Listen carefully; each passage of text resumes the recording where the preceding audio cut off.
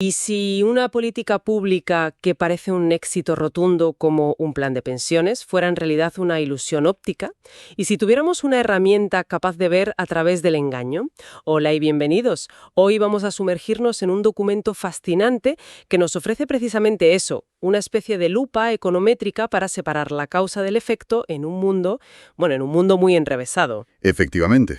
Se trata de un artículo de Víctor Chernosukov, Christian Hansen y Kaspar Wittrich sobre su modelo, la regresión cuantil con variables instrumentales, o IBQR. Exacto. La misión de hoy es entender cómo los economistas juegan a ser detectives. Se enfrentan a un misterio.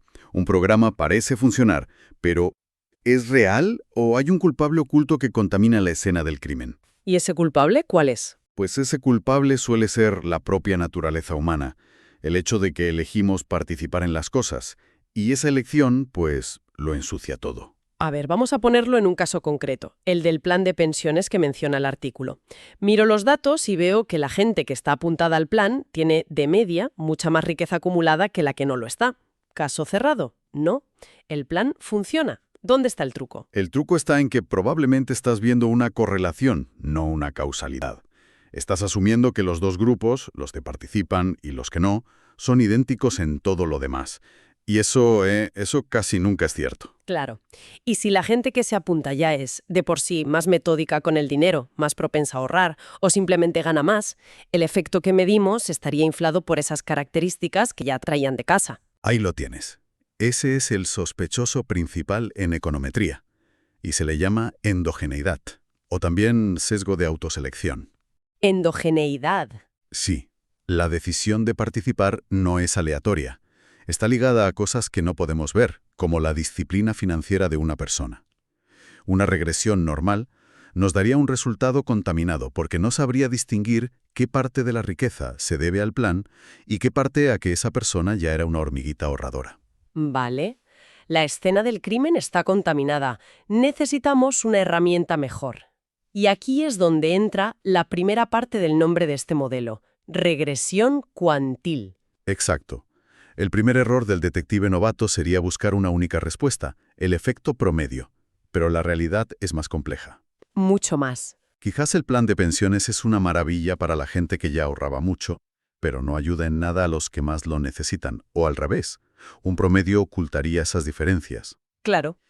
La regresión cuantílica que desarrollaron Conker y Bassett en los 70 nos permite analizar todo el espectro, ver el efecto para el 10% que menos ahorra, para la clase media y para el 10% que más ahorra. Es como interrogar a todos los testigos, no solo al que estaba en medio de la sala. Pero, aunque hablemos con todos, si la escena del crimen sigue contaminada por la endogeneidad, las respuestas de todos los testigos seguirán estando sesgadas, ¿no? Precisamente. Y para limpiar esa escena, para aislar la causa real, necesitamos la segunda parte del nombre, variables instrumentales. Aquí es donde la historia se pone buena. Una variable instrumental es como encontrar una pista externa, una huella que no dejó ni la víctima ni el sospechoso. Es algo que anima a la gente a participar en el plan, pero que no tiene nada que ver directamente con su habilidad para ahorrar. El ejemplo clásico que usa el artículo es la simple elegibilidad. Imagina dos personas idénticas en todo, pero una trabaja en una empresa que ofrece un plan de pensiones y la otra no. ¿Vale? El hecho de trabajar en la primera empresa te da un empujoncito para que te apuntes. Esa elegibilidad es el instrumento. No te hace más rico por sí misma, pero cambia tu probabilidad de participar. Y nos permite aislar el efecto puro de la participación. Entiendo. Es como si la naturaleza nos regalara un pequeño experimento. No podemos obligar a la gente a entrar en el programa, pero podemos comparar a los que fueron animados a hacerlo por este factor externo con los que no. Esa es la intuición. Ahora bien, para que esta herramienta funcione, se basa en una serie de reglas, de supuestos, y hay uno que es el corazón de todo el mecanismo, y a la vez su punto más polémico. A ver. En el argot del artículo es el supuesto A4, la similitud de rango. Vale, vamos a traducir eso. Primero, ¿qué es el rango? Piensa en ello como una cualidad invisible de una persona, su talento innato para ahorrar o su disciplina financiera. Es algo que no vemos en los datos, pero que determina su posición en la fila de los ahorradores. O sea, si ordenamos a todo el mundo del peor al mejor ahorrador, mi rango es mi puesto en esa fila. Justo. ¿De acuerdo? ¿Y qué supone el modelo sobre ese rango? Pues la versión más fuerte y fácil de entender de este supuesto se llama invarianza de rango.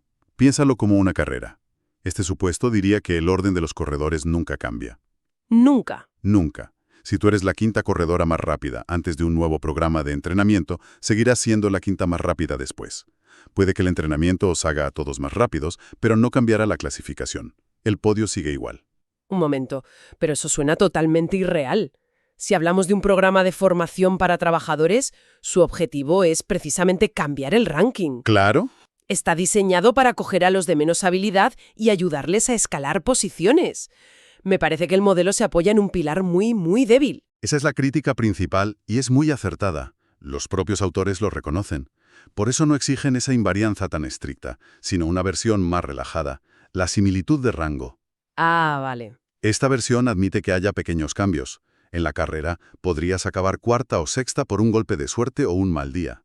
Lo que no permite es que el programa de entrenamiento esté sistemáticamente diseñado para coger a los más lentos y convertirlos en los más rápidos, alterando todo el podio de forma predecible. Entiendo.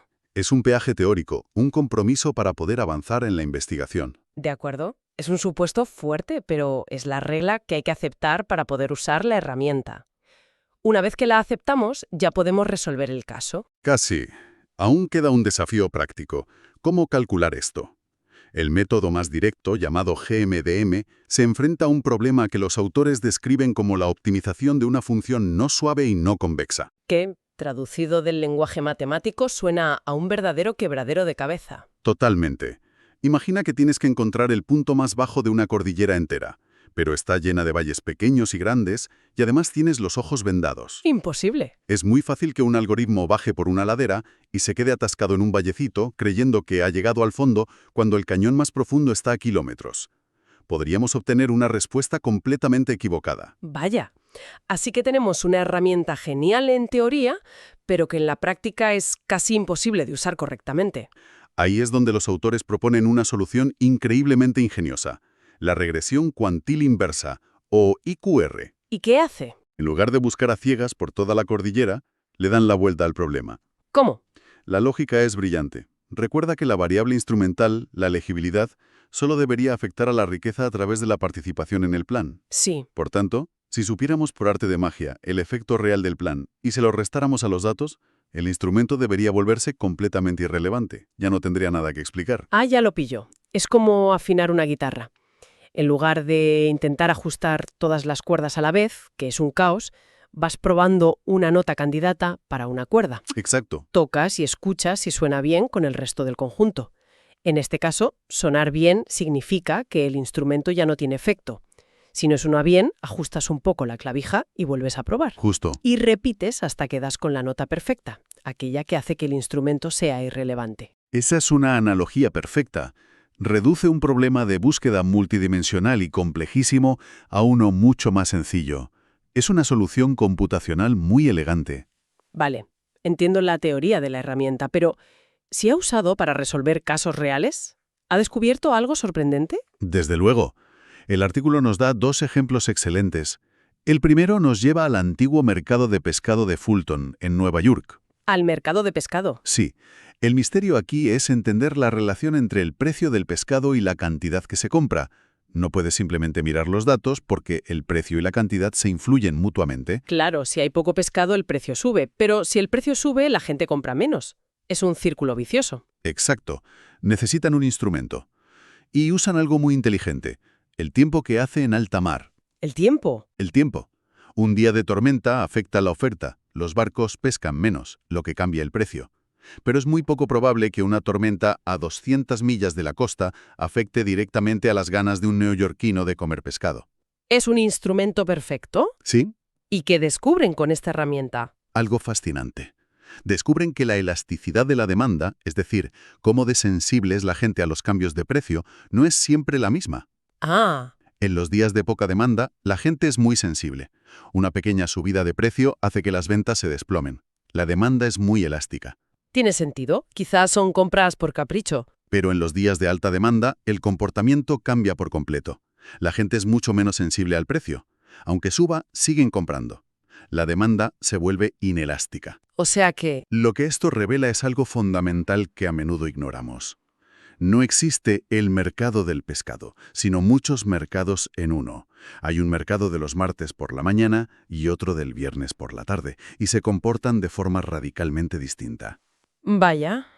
Una empresa que tratara a todos sus clientes igual, con una única estrategia de precios, estaría perdiendo una oportunidad enorme. Este modelo nos permite ver esas personalidades ocultas del mercado. Es un hallazgo increíble, nos da una visión mucho más granular. ¿Y qué pasa con el segundo caso, el de los planes de pensiones? Ahí vuelven al problema original. Usan la elegibilidad como instrumento para medir el efecto del plan en la riqueza de la gente. Pero no solo en promedio, sino para la gente con distinta preferencia por el ahorro latente, o sea, para los distintos cuantiles. Pero aquí se encuentran con una complicación, ¿verdad? Sí, y es un gran ejemplo de honestidad intelectual. Señalan que muchas empresas ofrecen un matching. Por cada dólar que pone el empleado, la empresa pone otro, hasta un límite. Sí, es bastante común. Pues esto podría romper la regla del juego, el supuesto de similitud de rango. ¿Por qué? Porque un matching muy generoso podría no solo animarte a ahorrar más, sino cambiarte como ahorrador. Podría coger a alguien que era un mal ahorrador nato, de rango bajo, y por pura motivación del dinero gratis, convertirlo sistemáticamente en un buen ahorrador, de rango alto. Ah, claro. Si eso ocurre, el podio de la carrera se reordena por completo, el supuesto clave se viola y las estimaciones del modelo podrían ser incorrectas. O sea que la propia política de la empresa podría hacer que la herramienta de medición falle. Demuestra lo importante que es pensar si los supuestos tienen sentido en el mundo real. Exacto. Y por eso es importante saber que esta no es la única herramienta en la caja del detective. El artículo lo compara con los modelos triangulares. Vale. No hace falta entrar en detalles, pero la idea es que no hay almuerzo gratis. El modelo IBQR hace un supuesto fuerte sobre el resultado, la similitud de rango, pero es flexible en cómo la gente toma la decisión. Los modelos triangulares hacen lo contrario. Son más flexibles con el rango. Eso es, pero imponen reglas más estrictas sobre cómo funciona la decisión de participar. La elección de la herramienta depende de lo que el detective crea que es más realista para el caso que está investigando. Entiendo. Correcto. Y la investigación no se detiene. El artículo también mira al futuro, a un problema cada vez más común, los datos de alta dimensión. ¿Te refieres a cuando no solo tenemos un par de pistas, sino cientos o miles de ellas? Datos de encuestas modernas con muchísimas variables sobre cada persona. Exacto. Imagínate que estás intentando aislar el sonido de un violín solista en una grabación de una orquesta sinfónica. La técnica tradicional intentaría silenciar a todos los demás instrumentos uno por uno, lo cual es casi imposible de hacer a la perfección. Una tarea titánica y probablemente condenada al fracaso. Pues bien, para estos casos proponen usar una técnica más inteligente, lo que llaman puntuaciones ortogonales de Neyman. ¿Suena complejo? En nuestra analogía, es como usar un micrófono direccional súper avanzado que se enfoca tan perfectamente en el violín que aunque el resto de la orquesta no esté en silencio absoluto, su ruido de fondo ya no contamina la grabación principal. ¿Es una forma de autoinmunizar la medición contra el ruido de fondo? Justo. Permite obtener una medición limpia del efecto que te interesa, sin necesidad de que todo lo demás en tu modelo sea perfecto. Demuestra que estas herramientas siguen evolucionando para enfrentarse a los misterios que plantean los datos modernos. Sin duda alguna. Entonces, si tuviéramos que cerrar el caso de hoy, ¿cuál sería el veredicto?